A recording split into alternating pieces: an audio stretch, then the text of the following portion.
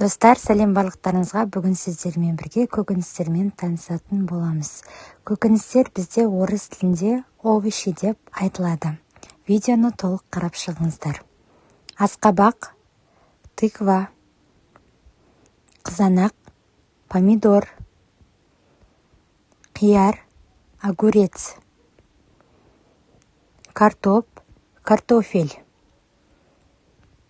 сәбіз, морковь,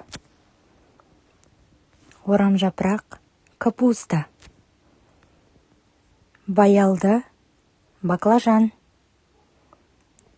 жүгері, кукуруз, сарымсақ, чеснок, пияз, лук,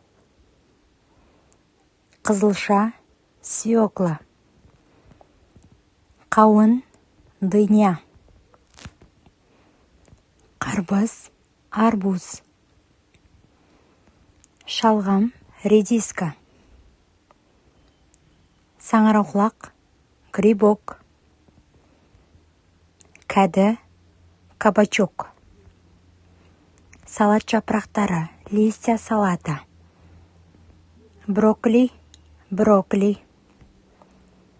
түрлі түсті орамжапырақ, цветная капуста, чили бұрышы, перец, чили, саумалдық, шпинат, қызыл бұрыш, красный перец, ноқат, горох, қояншөп, спаржа,